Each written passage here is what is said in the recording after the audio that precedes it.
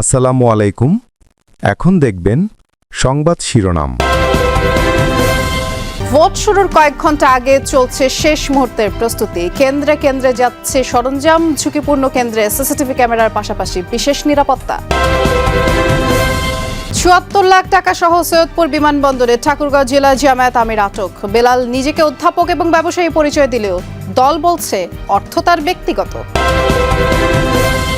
রংপুর বিভাগের চাপের মুখে বিএনপি জামায়াতের হেভি ওয়েট প্রার্থীরা চ্যালেঞ্জ ছুঁড়ে দিয়েছেন নতুনরা।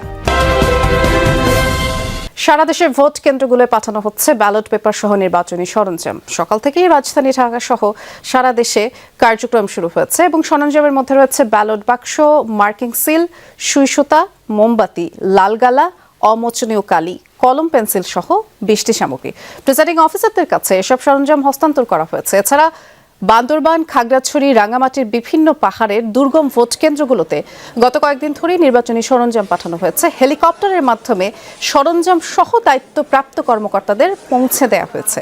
বৃহস্পতিবার সকাল 7:30 থেকে ত্রয়োদশ জাতীয় সংসদ নির্বাচনের 299টি আসনে ভোট গ্রহণ শুরু হবে এবং একজন প্রার্থীর মৃত্যুতে শেরপুর 3 আসনের নির্বাচন বাতিল করা হয়েছে। একই সাথে হবে জুলাই জাতীয় সংসদের প্রস্তাবগুলো বাস্তবায়নে গণভোট। ইতোমধ্যে ভোটের সব প্রস্তুতি শেষ করেছে নির্বাচন কমিশন।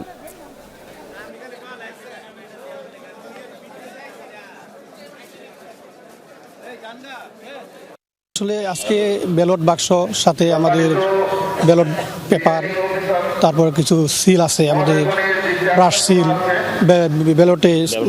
ব্যালট মারার সিল, আরও কিছু কিছু সরঞ্জাম দিয়ে আমাদেরকে দিবেন আজকে। আমার ভোট কেন্দ্র নিরাপত্তার জন্য আনসার পুলিশ এবং আপনার গ্রাম পুলিশ সহকারে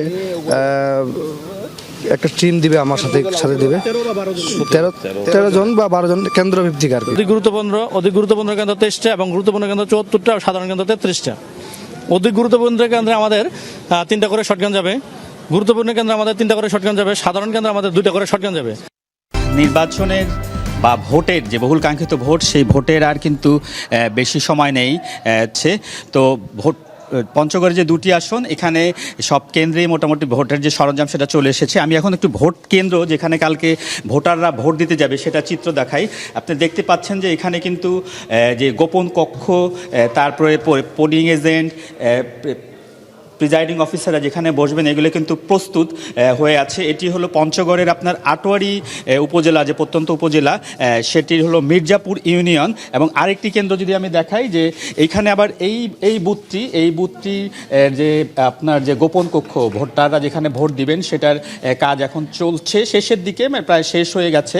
তো আমরা এখানে পিছনে আমরা যদি দেখাই যে আইন শৃঙ্খলা পরিস্থিতির কথা আপনি বলছিলেন, যে সেই আইন শৃঙ্খলা পরিস্থিতি এখানে এখনই একটু আগেই আপনার যে র্যাপিড অ্যাকশন ব্যাটালিয়নের যে বাহিনী, একটি ফোর্স এখানে এসেছে। তারা নির্বাচন এই ভোট কেন্দ্র মির্জাপুর উচ্চ বিদ্যালয়, এখানে 2টি ভোট কেন্দ্র রয়েছে। একটি হলো পুরুষ ভোটারদের, এখানে যেটা মির্জাপুর উচ্চ বিদ্যালয়, সেখানে 3200 ভোটার রয়েছে। আরেকটি হলো নারী ভোট কেন্দ্র, সেখানে 3300 মতো ভোটার রয়েছে। এখানকার আইন শৃঙ্খলা পরিস্থিতি সহ সার্বিক পরিস্থিতি পর্যবেক্ষণের জন্য আপনার র্যাবের সদস্যরা সহ পুলিশের সদস্যরা এখানে এসেছে। তারা এটা দেখছে এখানকার নিরাপত্তা পরিস্থিতি ঝুঁকিপূর্ণ, কতটা ঝুঁকিপূর্ণ বা কীভাবে করবে। এখানকার যে প্রিজাইডিং অফিসার এই ভোট কেন্দ্রের আনোয়ার হোসেন আছেন।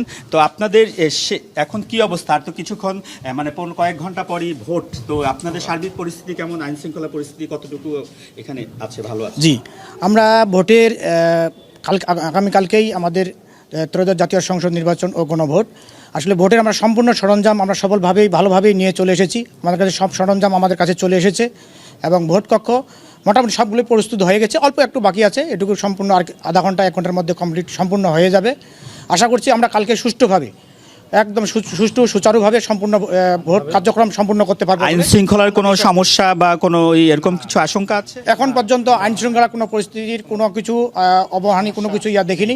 আমাদের এখানে যথেষ্ট রকম আনসার, এই যে battalion, rapid action battalion, RAB আসছেন, পুলিশ বাহিনী আছে, বিভিন্ন বাহিনী আছে। আমরা সম্পূর্ণভাবে এখন পর্যন্ত ভালোভাবে আছি।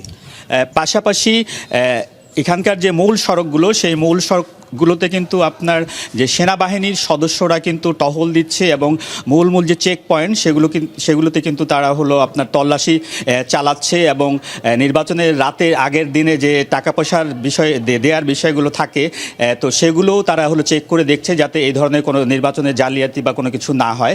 তো সার্বিকভাবে এখানকার যে প্রিজাইডিং অফিসার তারা আশা করছেন যে আগামীকাল শান্তিপূর্ণ ভোট হবে এবং ভোটাররা স্বতঃস্ফূর্তভাবে ভোট দিতে আসবে দীর্ঘদিন পরের এই প্রতিদ্বন্দ্বিতাপূর্ণ নির্বাচনে। সবচেয়ে হট টপিক যেখানে কিংবা যেটা নিয়ে সবচেয়ে আলোচনা, নীলফামারীর সৈয়দপুর বিমানবন্দর থেকে ৭৪ লাখ টাকা সহ ঠাকুরগাঁও জেলা জামায়াতের আমিরকে আটক করা হয়েছে।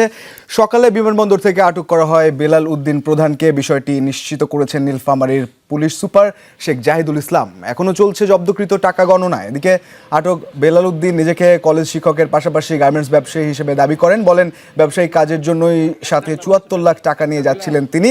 মূলত গণনার শেষে এই অঙ্ক পাওয়া গেছে এবং আটকের পর অসুস্থ হয়ে পড়লে বেলালকে রংপুর মেডিকেলে নেওয়া হয়। চিকিৎসকরা জানান বেলাল উচ্চ রক্তচাপ ও ডায়াবেটিস রোগী। বুকে ব্যথা অনুভব করলে তাকে হাসপাতালে ভর্তি করা হয়।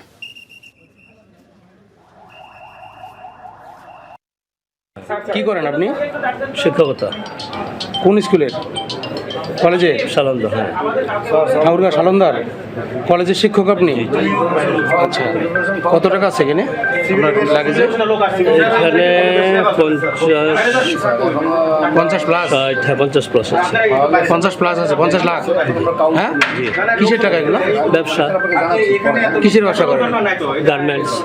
আগে থেকে প্রেশার এবং ডায়াবেটিস আছে, তো উনি এয়ারপোর্টে বুকের ব্যথা নিয়ে ওখানে ছিলেন, তো ওখান থেকে আমরা এখানে ওনাদেরকে ট্রান্সফার করা হয়েছে। এদিকে ঠাকুরগাঁও জেলা আমিরকে আটকের ঘটনায় আইন শৃঙ্খলা বাহিনীর একটি সাজানো নাটক এবং এটা উদ্দেশ্য প্রণোদিত। একটি দল রাজনৈতিকভাবে জামায়াতকে মোকাবেলা করতে ব্যর্থ হয়ে এই নাটক মঞ্চস্থ করছে বলে মন্তব্য করেছেন জামায়াতে ইসলামীর মুখপাত্র এহসানুল মাহবুব জুবায়ের।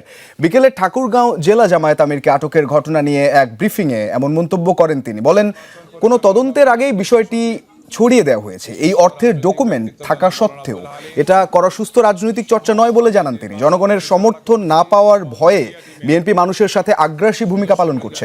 প্রশাসন একটা দলকে সুযোগ সুবিধা দিয়ে তাদের দিকে হেলে পড়েছে বলেও অভিযোগ তোলেন তিনি। মাত্র কয়েক ঘন্টা পরেই বাংলাদেশের বহুল আকাঙ্ক্ষিত জাতীয় সংসদ নির্বাচন এবং গণভোট, আমাদের একজন দায়িত্বশীল গতকালকে আজকে তিনি ঢাকা থেকে গিয়েছেন সৈয়দপুর বিমানবন্দরে এবং সেখানে আইন শৃঙ্খলা বাহিনী তাকে একটা সাজানো নাটক করেছেন। তিনি তার বক্তব্য স্পষ্ট করেছেন যে আমার ব্যবসায়ের জন্য আমি আসা যাওয়া করি, ব্যাংক বন্ধ, আমাকে কিছু লেনদেন করতে হয়, এই জন্য তার সাথে কিছু নগদ টাকা ছিল, যেটি খুবই স্বাভাবিক, একজন মানুষ ব্যবসা করতে পারেন।